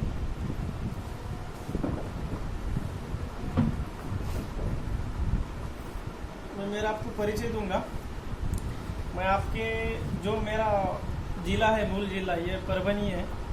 इसके बाद परभनी जिले के 2 टुकड़े हुए, एक को हिंगोली बोलते हैं और एक को परभनी बोलते हैं. मैं अब हिंगोली जिले का हूँ. कलमनुरी तालुका में मेरा छोटा सा गांव है. वहाँ गांव का लोक संख्या 250-300 लोग रहते हैं. 250-300 वोटिंग का ये छोटा सा गाँव है. वहाँ का मैं अकेला ही पहला ग्रेजुएट, गांव से पहला ग्रेजुएट हुआ हूँ. मेरे को जब मौका मिला पढ़ाई करने का, मेरे पास कुछ ही नहीं है. मैं बहुत गरीब घर से बिलोंग करतो. मैं मराठी में बात करूँगा. माझ्या घरची परिस्थिती खूप जेमतेम होती. शेतकरी कुटुंब असलेलं 1-1.5 एकर. परंतु आपल्या मनात जर जिद्द असेल तर आपण कोणतेही शिखर पार करू शकतो. तर आपल्या जर मनात जर मोठी जिद्द असेल, आपली करण्याची तयारी असेल, तर एव्हरेस्ट शिखर आपण दिवसातून 4 वेळा चढू शकतो आणि उतरू शकतो. फक्त आपली मनात जिद्द पाहिजे. त्यासाठी मी अभ्यास करत आलो. मला कुठल्या गोष्टीची माहिती नव्हती, MPSC UPSC वगैरे काय असतात ते. परंतु ज्यावेळेस मी ग्रॅज्युएट झालो त्यानंतर माझ्या लहान बहिणीने मला, जी माझ्यापेक्षा वयानं मोठी आहे, परंतु आमच्या कुटुंबात ती मोठ्या बहिणीच्या नंतरची 2 नंबरची बहीण होती माझी, पण माझ्यापेक्षा मोठी. तिने मला औरंगाबादला बोलवलं. मग औरंगाबादला क्लासेस वगैरे काय असतात हे अगोदर पाहिलं. त्यानंतर मी रिलायबल अकॅडमीला 4 महिन्याचे PSI STIची बॅच केली होती. कारण का मी राज्यसेवा UPSC वगैरे करू शकत नव्हतो. मला माझी बुद्धिमत्ता माहीत होती. मी 10वीला फेल झालेला विद्यार्थी आहे, 9वीला फेल झालेला विद्यार्थी आहे. मला 10वीला इंग्लिशला 35 मार्क आहेत, 12वीला पण इंग्लिशला 35 मार्क आहेत. जेमतेम पास झालेला विद्यार्थी आहे. माझी बुद्धिमत्ता मला माहीत होतं आणि माझं टार्गेट फिक्स होतं की मला 10वीला कमी टक्केवारी होती, 12वीला कमी टक्केवारी होती, म्हणून मी कुठं ग्रामसेवक होऊ शकत नव्हतो. मला इंग्लिशचं काही नॉलेज नव्हतं, त्यामुळे मी तलाठी होऊ शकत नव्हतो. माझं फिजिकल एवढं चांगलं नव्हतं म्हणून मी पोलीस भरती वगैरे होऊ शकत नव्हतो. इंग्लिश नसल्यामुळे मी राज्यसेवा पण करत नव्हतो. फक्त मी मराठी आणि कायद्याच्या जोरावर फक्त PSI झालेला आहे. मला PSI होण्यासाठी फक्त माहीत होतं की फिजिकल कमी आहे पोलीस भरतीच्या तुलनेत, आणि अभ्यास केला तर आपण चांगली लीड घेऊ शकतो. मला प्रीला पण 8 मार्काची लीड होती, मेन्सला 13 मार्काची लीड होती. 4.5 लाख पोरांमधून मी महाराष्ट्रात 45 ओपनमधून रँक माझी पहिलीच परीक्षा होती. फक्त माझं स्टेट फॉरवर्ड माझं लक्ष ठरलेलं होतं की कोण्या हालतीत आपल्याला ही परीक्षा पास करायची. पहिलीच प्री निघली, पहिलीच मेन्स आणि पहिल्या वेळेसच मी यशस्वी झालो. अपयश हे काय आहे हे मी 9वी 10वीलाच पोचून घेतलेलं होतं, शिकलेलो होतो. त्यामधून निरंतर अभ्यास करत राहिलो सतत. First year, second year, third year कॉलेजमधून प्रॉपर मारलं मी. त्यावेळेस काही माहिती नव्हतं, फक्त अभ्यास करायचा. भविष्यात रिझल्ट लागेल त्याच्यात आपल्याला यश मिळेल अपयश मिळेल हे माहीत नव्हतं, परंतु फक्त प्रयत्न करत राहिलो आपण. यासाठी मी सांगतो, देशासाठी काही झालं नाही तरी ते चालेल, राज्यासाठी काही नाही झालं तरी चालेल, आपल्या जातीसाठी समाजासाठी काही नाही झालं तरी ते चालेल, परंतु आपल्या आई वडिलांसाठी नक्की काही ना काहीतरी आपण करायचं आपल्या ध्येयात. कारण का हे आपल्यामुळे देश थांबणार नाही, राज्य थांबणार नाही, जात थांबणार नाही, समाज थांबणार नाही, परंतु आपल्या आई वडिलांसाठी आपण प्रिय असतो आणि आपल्यावर त्यांचं म्हातारपण डिपेंड असतं. कारण का म्हातारपणी जर त्यांना आपण चांगल्या सुखसुविधा देऊ शकलो तर त्यांचं आयुष्य अजून वाढत, त्यांना अजून आनंद होईल. कारण का म्हातारपणी सर्व म्हातारे त्यांची मेंटॅलिटी दुःखी झालेली असते, त्यांना बाकी कुठल्याच गोष्टीची गरज असते, फक्त त्यांना आपण 4 शब्द बोललेच आणि चांगलं अन्न आणि वस्त्र, चांगलं निवारा जर दिलं तर म्हातारपण त्यांचं व्यवस्थित जाईल. कारण का त्यांनी एक उम्मीद ठेवून आपल्याला निर्माण केलेलं असतं कि आपल्याकडून काहीतरी त्यांनी आशा ठेवलेली आहे. उन्होंने कुछ ना कुछ तो ख्वाब देके होंगे. बचपन में जब लड़का बड़ा होता है तो उनके भी दिमाग में कुछ ख्याल आते होंगे कि मेरा लड़का बड़ा हो कि ये बनेगा वो बनेगा. आई वडील आपल्याला काही सांगत नाहीत, परंतु त्यांच्या मनात खूप काही आशा असतात आपल्याबद्दल. तर सरांनी खूप सविस्तर वर्णन म्हणजे सविस्तर तुम्हाला सिलेबसबद्दल सांगितलं आहे. तर सिलेबसबद्दल मी एवढं काही जास्त बोलणार नाही, परंतु ज्या काही गोष्टी बोलणार आहे ते थोडक्यात सांगू शकतो तुम्हाला की पोलीस डिपार्टमेंटमध्ये जे काम असतं ते कायदा आणि सुव्यवस्था राखण्याचं, की कुठेही विपरीत परिणाम घडू नये, कोणावरही अन्याय अत्याचार होऊ नये. मूळ काम हे आहे की जे आरोपी असतात त्यांना दंड द्यायचा, ज्याच्यावर अन्याय होतो त्यांना संरक्षण देण्याचं. तर कायद्याचं पालन आपण प्रत्येकच जण करतो, कारण का भारतीय संविधानात प्रत्येकाला न्याय, स्वातंत्र्य, समता, बंधुता यांचे स्वातंत्र्य दिलेलं आहे. तर आपल्या राज्यघटना तयार करता वेळेसच ह्या सर्व गोष्टीचा विचार केलेला आहे. पोलीस खात्यात जात, धर्म, वंश भेदभाव यास कुठंही थारा दिला जात नाही. आता आरेफ मुस्लिम आहे, मी हिंदू आहे, पण आरेफ माझा चांगला मित्र आहे. म्हणजे या जात भात की हे कुठलीच गोष्ट बघत नाही. खाकी जी आहे ती प्रत्येकाचं संरक्षण करण्यासाठी आहे. यात कोणी म्हणतात नाही यार भेदभाव करतात, असं कुठलीही गोष्ट नसते. फक्त आपल्या मनात ते विचार असतात. तर ह्या सगळ्यांना कोणीच कोणाचं दुश्मन नसतं. आपण देशाची सेवा करतो, आपण देशाचे नागरिक आहोत, आपल्या देशाची एकनिष्ठ राहणं आपलं काम असतं. कारण की जिस मिट्टी में हम खेलते हैं उस मिट्टी से कैसे गद्दारी करेंगे, बरोबर आहे ना. त्यासाठी आपण प्रत्येकानं एक सुजाण नागरिक म्हणून सगळा विचार करून ह्या गोष्टी करायच्या. कुठं काही आपल्याला दिसतंय की बाबा आपल्या कुठं काही विपरीत होतंय, तर त्या जर गोष्टीचा आपण लगेच विचार करून जर ती माहिती दिली तर उद्भवणाऱ्या घटना म्हणजे आपण थांबवू शकतो. तर समजा आपल्याला कळतं की नदीचं पाणी येतंय, त्याचा मोठा पूर होऊ शकतो, गाव वाहून जाऊ शकतो. तर जर लोकांना आपण जागृत केलं तर ते लोकांचा जीव वाचू शकतो. कारण का येणाऱ्या पुरापासून जो आने वाली बाढ़ है उससे हम लोगों को बचा सकते हैं, लेकिन हमने अकेले की जान बचाई और बाकी को जाने देता, ऐसा नहीं करने का. आपल्याला कळतं की समोर काहीतरी धोका आहे, तर त्यासाठी आपण जागरूक राहून जर लोकांना सतर्क केलं, ही पण एक आपल्या देशभक्तीच आहे.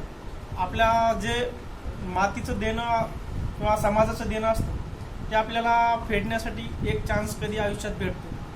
तर हे सर्व्हिसच्या माध्यमातून सुद्धा तुम्ही लोकांची सेवा करू शकता. PSI असो, STI असो, ASO असो. तर ह्यात काय गोष्टी होतात की पोलिसांना कधी कधी बदनाम केलं जातं की पोलीस असे राहतात तसे राहतात. परंतु मी आता हे फळांची गाडी जे असतात त्यांना मी सांगतो यार तुम्ही पाठीमागे लावा. कारण का एखादी लेडी जर फळ घेत असेल आणि तिच्या जर हातात मूल वगैरे असेल, ते जर रस्त्यावर आलं, ॲक्सिडेंटने जर एखाद्या गाडीनं उडालं तर त्याच्यामुळे त्या बाईचं नुकसान होतं. कारण का महाग जरी गाडा असला ना तर घेणाऱ्याला ज्याला गरज असते ते तिथे जाऊन घेणारच. तुम्ही बाहेर रस्त्यावर ठेवा की घरात ठेवा, ज्याला गरज आहे ते जाणार, ज्यांना गरज नाही ते नाही घेणार. तुम्ही रस्त्यावर सेंटरला जरी आणून ठेवलं ते नाही. आणि जे वाहतूक अडथळा निर्माण होतो त्याच्यामुळं नागरिकांचंच नुकसान आहे. अपघात झाला, एखाद्या घरचा जर करता व्यक्ती गेला अपघातात, त्याच्या ज्या घरच्यांना जे त्रास होतो करता व्यक्ती गेल्याच्या नंतर, तर तो त्रास कोणाला होता होईपर्यंत कुणाच्या नशिबाला येऊ नये, म्हणजे कोणाचा अपघात होऊ नये, कुणी मृत्यू होऊ नये, यासाठी आमचा एक उद्देश असतो की बाबा कुणाचं नुकसान होऊ नये. आणि कायदा आणि सुव्यवस्था तर राखायचं प्रत्येकाचं काम आहे. आणि ज्यावेळेस आपण सर्व्हिसचा विचार करतो तर सर्व्हिसचे आता 3 भाग झालेले आहेत. राज्यसेवा, क्लास 2 आणि क्लास 3. क्लास 3 मध्ये सरांनी सांगितलेलं नाही तुम्हाला. क्लास 3 मध्ये टॅक्स असिस्टंट एक पोस्ट आहे, जे दारूबंदीला एक PSI म्हणून एक पोस्ट असते, राज्य उत्पादन शुल्क PSI, ती एक आहे. आणि मंत्रालयात क्लर्कच्या जागा निघतात. ही क्लास 3 ची पोस्ट खूप जागेची असते, पगार पण चांगला असतो त्यांना. क्लास 1, क्लास 2 आणि क्लास 3 अशा प्रत्येक कंबाईन त्यांनी केली. राज्यसेवेमध्ये एकूण 17 पदं काहीतरी भरल्या जातात. क्लास 2 मध्ये PSI, STI आणि ASO हे 3 पदं भरले जातात. आणि क्लास 3 मध्ये टॅक्स असिस्टंट, मंत्रालय लिपिक आणि एक्साईज PSI हे 3 पद भरले जातात. सिलेबस त्यात पूर्ण पेपर मराठीमध्ये असतात. तुमचं काहींचं उर्दूमध्ये शिक्षण झालेलं आहे, तर तुम्हाला मराठी येणं अत्यंत आवश्यक आहे. मराठी नाहीतर इंग्लिश ह्या 2 लँग्वेज शिवाय तिसऱ्या लँग्वेजचा पेपर नसतो. सेंट्रल गव्हर्नमेंटचा पेपर उर्दू वगैरे भाषेत असतो, त्याबद्दल मला काही एवढी माहिती नाही. मी फक्त PSIचा अभ्यास करत होतो. PSIला आता पॅटर्न चेंज झालेला आहे. आमच्या वेळेस मराठी इंग्लिशच होतं. आता पूर्व परीक्षेला 7 विषय आहेत. त्यामध्ये इतिहास, भूगोल, राज्यघटना, अर्थशास्त्र, चालू घडामोडी, अंकगणित, बुद्धिमत्ता आणि विज्ञान हे 7 विषय आहेत. मेन्सला पहिल्या पेपरला आता 400 मार्काची मेन्स झालेली आहे. पहिला पेपर 200 मार्क आणि दुसरा पेपर 200 मार्क, असे 100 प्रश्न पण मार्क वाढलेले आहेत. एकूण 2 पेपरचे 200 प्रश्न आणि 400 मार्क, 2 मार्काला 1 प्रश्न झालेला आहे. त्यामध्ये पहिल्या पेपरमध्ये मराठी आहे, इंग्लिश आहे, करंट अफेअर आहे, इन्फॉर्मेशन टेक्नॉलॉजी आहे, त्यानंतर RTI ॲक्ट आहे आणि लोकसेवा हक्क अधिनियम आहे 2015चा, तो एक आहे. सेकंड पेपरमध्ये कायदे आहेत, जवळपास 55% कायदे, म्हणजे 100 पैकी 55 प्रश्न हे कायद्यावर असतात. त्याच्यामध्ये घरगुती हिंसाचार, 1860 ॲक्ट, त्याच्यानंतर मानवी हक्क, IPC, CRPC, evidence act, Bombay police act, एकूण जवळपास 10 काहीतरी कायदे आहेत, जे छोटे आणि मोठे, मेजर ॲक्ट आणि मायनर ॲक्ट. त्याच्यानंतर इतिहास आहे, भूगोल आहे, राज्यघटना आहे आणि मॅथ रिझनिंग पण त्यात मी इन्क्लूड केलेलं आहे. MPSCच्या साईडवर सिलेबस दिलेला आहे, प्रत्येकानं डाउनलोड करा, ते सिलेबस पहा. इंग्लिशमध्ये पण आहे आणि मराठीमध्ये पण आहे. त्यानुसार ठरवा आणि टप्प्याटप्प्यानं अभ्यास करा. एकदाच कोणाचा अभ्यास होत नाही. 8 दिवसात किती करायचा, 15 दिवसात किती करायचा, महिन्यात किती करायचं ठरवा. किमान मला 22 महिने लागले होते PSI मेन्स देण्यासाठी. मी अभ्यास स्टार्ट केला होता 1 जानेवारी 2016 पासून आणि मी 5 नोव्हेंबर 2017ला मेन्स दिली होती. तर 22 महिन्याच्या अभ्यासात PSI 2दा झालो. 2017 PSI झालो, 2018 पण PSI झालो. 2017 मध्ये माझा रिझल्ट आला होता, म्हणून मी 18ला ग्राउंड वगैरे काही दिलेलं नाही. इकडे रिझल्ट आल्यामुळे तिकडलं सोडून दिलं एक जागा. तर तुम्ही कमी दिवसामध्ये पण पोस्ट मिळवू शकता, फक्त तुमचं ध्येय पाहिजे ठरलेलं. आणि थोडा त्रास होतो सुरुवातीला, स्टॅमिना नसतो आपला बसण्याचा, झोप येते, डोळे लागतात, जांभळे येतात. पण जोपर्यंत तुम्ही बसणार नाही तोपर्यंत तुमचा स्टॅमिना बिल्डअप होणार नाही. कारण का एकाच दिवसात कोणी पहाड चढू शकत नाही. जितनराम मांझीनं स्वतःच्या पत्नी प्रेग्नेंट असताना तिला उपचार भेटला नाही, ते डोंगर आडवा असल्यामुळे, तर त्यांनी ते डोंगर पूर्ण कापून काढला आणि त्याच्यामधून रस्ता बनवला. यूट्यूबवर जितनराम मांझीची एक स्टोरी आहे, ती तुम्ही आवर्जून पहा. कारण का एक दिवसात कुठलीच गोष्ट शक्य नाही. तर एकदा काय झालं की एक व्यापारी असतो आणि इतर व्यापाऱ्यापेक्षा तो सक्सेस असतो. तर त्याला दुसरे व्यापारी विचारतात की तू सक्सेस का आहेस. तर मग तो व्यापारी म्हणतो, तुमच्यावर एक प्रयोग घेतो. ते काय करायचं, सगळ्यांना आता तुम्हाला उभं केलं, तुमच्या वरून एक दोरी बांधली आणि तिला फुगा बांधला एक दोरीचा. मग ती थोडी दोरी वर ठेवली. मग तुम्ही तिला जे सक्सेस झालेला व्यापारी आहे त्यानं सांगितलं की तुम्ही त्या फुग्याला फक्त पकडायचा प्रयत्न करायचा. तुम्ही खूप उड्या मारून परेशान आहेत, फक्त शेवटच्या वेळेस तुम्हाला तो फुगा हाताला येतो. त्यानं ते सिद्धांत सांगितलं की तुम्ही पहिल्या वेळेस सक्सेस होणार नाही, तुम्हाला उड्या मारणंच आहे. तुम्ही उड्या मारल्याच्या नंतर उड्यामध्ये जेवढे तुम्ही प्रयत्न करसाल तेवढं तुम्हाला ते यश मिळेल. कारण का संधी ही परत परत येत नाही, एकदा संधी येते तिचा तुम्ही उपयोग घ्या. आणि ह्या संस्थेच्या माध्यमातून ideal teachers association organisation MPSC seminar प्रोग्रामसाठी मला बोलवलं आहे. त्याबद्दल मी या संस्थेचे आणि सर्व व्यासपीठावरील आमचे सहकारी आदरणीय यांचे धन्यवाद मानतो. अन्सारी सर आहेत, Iqbal sir, Dhanawade sir, Khalid Farooqui sir यांचं धन्यवाद मानतो. आणि तुम्हाला भविष्यासाठी शुभेच्छा देतो. नक्कीच फक्त प्रयत्न करत राहा. हे वेळ कोणासाठी थांबणारे नाही, वेळ ही जात राहील, परंतु वेळेनुसार आपल्यात पण बदल होणं खूप गरजेचं आहे. आणि मी सांगितलं ना की फक्त कशासाठी नाही झालं तरी काही करू नका, फक्त आई वडिलांसाठी काहीतरी नक्की आयुष्यात काहीतरी आपण करून दाखवायचं. एवढे बोलतो आणि माझा ह्या सत्कार केल्याबद्दल त्याबद्दल सर्वांचे धन्यवाद मानतो. जय हिंद. जैसा कि सर ने बतलाया कि स्टार्ट से ही आपको बैठने की आदत नहीं होगी, हम शुरू कर रहे हैं, लेकिन धीरे धीरे इसमें इंशाल्लाह हम आगे बढ़ेंगे और कोशिश करेंगे. और हम में से कुछ ना कुछ कोई ना कोई लोग जो है तो MPSC में कामयाब हो गए. और इसके लिए सर ने बताया कि बेसिक, जैसा कि धावरे सर ने और हमारे PSI साहब ने भी बताया, बेसिक चीज़ें ही ज़रूरी है सबसे पहले. तो हम बेसिक से स्टार्ट करेंगे, जो टेक्स्ट बुक है वगैरह उस तरह से. इंशाल्लाह कल से रोज़ाना यहाँ पर हम 8:30 से 10 बजे तक जो है तो कंबाइंड स्टडी की क्लास चालू करेंगे. जो लोग भी इसमें हिस्सा लेना चाहते हैं वो आ सकते हैं. तो आइए हम चलते हैं अपने प्रोग्राम के इख्तिताम की जानिब. आखिरी कड़ी सदारती खिताब के लिए मैं आली जनाब अलहाज अब्दुल हबीब अंसारी साहब, president Shabbir Ansari education society को शेर के साथ आवाज़ देता हूँ कि दुनिया में वही शख्स है ताज़ीम के काबिल, दुनिया में वही शख्स है ताज़ीम के काबिल जिस शख्स ने हालात का रुख मोड़ दिया हो. जनाब अब्दुल हबीब अंसारी साहब आए और सदारती खिताब अता फरमाएं. अस्सलाम वालेकुम. शुरू अल्लाह के नाम से जो निहायत रहम वाला. आज की मीटिंग, आज की जो सेमिनार रखा गया है MPSC UPSC एक्झाम के लिए परीक्षासाठी, मराठीत बोलतो, प्रयत्न करतो सत्य प्रमाणे. आणि त्यासाठी गवारे सर, आमचे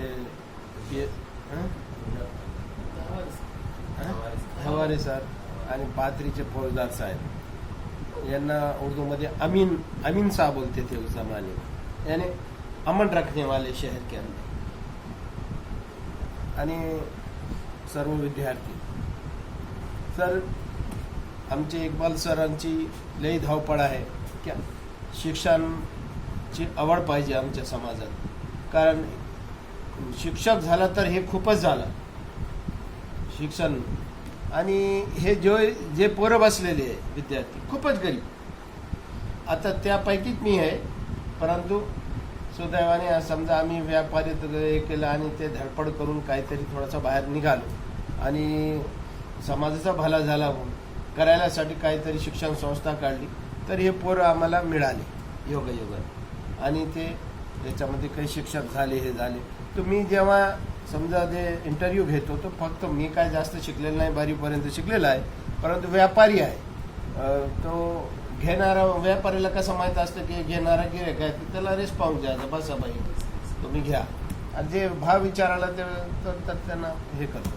तर या लोकांनी मेहनत करणारे आहे. आणि माझ्याकडे हे शिक्षक होतं, नंतर ते परीक्षा दिली, मुंबईला गेल्यानंतर पुन्हा इकडे जिल्हा परिषदला आलं, तरी त्यांची धावपळ सुरूच आहे. माझी मुलगी 2 वेळेस CET आणि TET एक्झामात फेल झाली. ते रडा लागली. म्हणून बरं तुम्हाला ते करावंच लागणार आहे शिक्षणासाठी आणि ते मेहनत घ्या. ते इक्बाल साहेबांनी ते हे काढलं, ते क्लासेस स्वतः घेतले आणि लोकांना आणून ते क्लासेस घेतले आणि ते त्याचा रिझल्ट चांगला झाला. आणि माझी मुली सुद्धा CET बी पास झाली आणि TET बी पास झाली. तर यांनी मेहनत घेतलेली आहे. तर प्रोग्रामसाठी काय, माझ्याकडे 12 ते 15 मुलं शिकतात. त्यांना गोरगरीब लोकांना मी हे देतो, आपले युनिफॉर्म फुकट देतो. कारण आमच्या समाजामध्ये काय जर सांगितलं की बाबा युनिफॉर्म ना तर काय थोडेफार लोक समजू बना नवीन करतात, परंतु वेगवेगळ्या कलराचे, तर ते काय मला काय पटत नाही म्हणून मी यांना देऊन टाका, चला असं करा तसं करा म्हणून आपण आपल्या व्यापारीमधून काय ते ॲडजस्ट करू. लोक शिक्षण संस्था सर काढतात पैसे कमविण्यासाठी. खरोखरच यांना विचारा तुम्ही की माझे किती पैसे गेले असं, किती जागा घेऊन दिली मी त्यांना, इमारती कशी केली, त्यांना बसायची सोय कशी केली. तर हे लोक आता MPSC आणि UPSCचे विचार करतात समाजामध्ये. ही किती मोठी गोष्ट आहे. कारण आमचे जर ह्या समाजला घडविणारे हेच लोक आहे आता पुढे, आणि यांची जर लक्ष सोच जर चांगली असेल, विचार चांगले असेल, तर हे समाज पुढे जाऊ शकतो. आणि मी यांना इक्बाल सराला शुभेच्छा देतो की भाई तुम्ही हे प्रोग्राम छोटे खाणी का घेतला नाही, परंतु चांगला प्रोग्राम घेतला. आणि जर तुम्हाला काही हॉलची आवश्यकता असेल, सिलेबसची आवश्यकता असेल, माझ्याकडून तुम्हाला जे काय अपेक्षा असेल तर मी तुम्हाला देण्यास तयार आहे. जर आपले आणि मी तुम्हाला सांगतो की समध्या समाजा म्हणून मिसळून राहा. अलग लक्षात, ह्याच्यामध्ये SCचे येऊ द्या, ओपनचे येऊ द्या, कोणत्याही समाज, मुस्लिम समाज, हिंदू समाज, ह्याच्यात जर तुम्ही मिसळून राहणार, एकमेकाशी संपर्क राहणार, तर तुमचे जे विचार आहे ते बदलणार समाजाबद्दल. कारण कसं आहे की मी जर एखादे हिंदू समाजाबरोबर समजा सोबत राहिलो तर संस्कृती वाढते, त्यांच्या बोलण्याची पद्धत, त्यांचे काम करण्याची पद्धत, त्यांचे व्यवसायाची पद्धत. कारण मी व्यवसाय असल्यामुळे आम्हाला व्यापारी मंडळी जे आहे समजा जास्त आमचे मारवाडी समाज असतात. ते हातेम जे माझा मुलगा आहे त्याला ते सांगतात ते एवढे मोठे बिझनेस करत नाही रे तुमचे मुसलमान लोक, तू कसं काय आला. मला ते माझ्या वडिलांनी आणलं म्हणून, लहान वयात व्यापारी केलं म्हणून. तर ह्याच्यामुळे जर तुम्ही छोट्या खाणी का घेतला नाही, प्रोग्राम मोठा घेतात काय नाही. आता आपण प्रयत्न केला तर 1000 मुलं येईल, त्याचे काय प्रोग्राम काय हे नाही, परंतु इच्छाशक्ती पाहिजे, तुमची काम करण्याची क्षमता पाहिजे, दूरदृष्टी पाहिजे. जेव्हा तुमचा हे प्रोग्राम सक्सेस होईल, जर तुम्ही थोडे का होईना परंतु तुम्ही जर विचार मांडला की MPSC UPSC, तर हे मला वाटलं की बाबा हे आमच्यासाठी नाही, ते या लोकांना बोलून थकलो मी. आता काय झाला, एक समजा कोण राजकीय प्रोग्राम असला तर 50 पोरं येईल झेंडे घेऊन, आणि एखादा काहीतरी शिक्षण बद्दल, चला बाबा तुम्हाला येत नाही म्हणून मी मराठी शिकवतो म्हणून 10 येणार. याची अवस्था आहे आमची. तर शिक्षणबद्दल आवड नसल्यामुळे ही अवस्था झालेली आहे. तर हे आमची अवस्था पुसून काढण्यासाठी अल्पसंख्याकांमध्ये शिक्षणाची आवड नाही म्हणून हे आपली जे आहे तो मागासवर्ग जे शिक्षणामध्ये आहे आम्ही ते पुसून टाका आणि जास्तीत जास्त शिक्षण घ्या आणि लोकांना तुम्ही एकमेकांना आणा. आणि जे काय तुम्हाला जर फौजदार साहेब एवढा टाइम दिला आम्हाला, आपल्याला हेच खूप समजा स्वर्ण संधी भेटली तुम्हाला, आणि गवारे सरांनी सविस्तर सांगितलेलंच आहे. तर तुम्हाला शुभ इच्छा देतो. ये प्रोग्राम आणि समझे जे अपने मेहमान खुसूसी आए यहाँ पर, मैं उनका तहे दिल से शुक्रिया अदा करता हूँ. आपने ये प्रोग्राम लिया, उसके लिए मैं अल्लाह से दुआ करूँ कि आप जो है आगे मुस्तक़बिल में इसको बहुत ही बढ़ाएंगे और अच्छा प्रोग्राम लेंगे, और हम फिर दोबारा से आपको बुलाएंगे एक बड़े अच्छे पैमाने पर. अल्लाह हाफ़िज़. बहुत बहुत शुक्रिया सदर साहब. मैं सदर जलसा की इजाज़त से इस शेर के साथ, इस आखिरी शेर के साथ इस प्रोग्राम के अख्ताम का ऐलान करता हूँ. काम है मेरा तगय्युर, नाम है मेरा शबाब. काम है मेरा तगय्युर, नाम है मेरा शबाब. मेरा नारा है इनकलाब इनकलाब इनकलाब. और इसी शेर के साथ आज के इस नशिस्त के अख्ताम का ऐलान करता हूँ.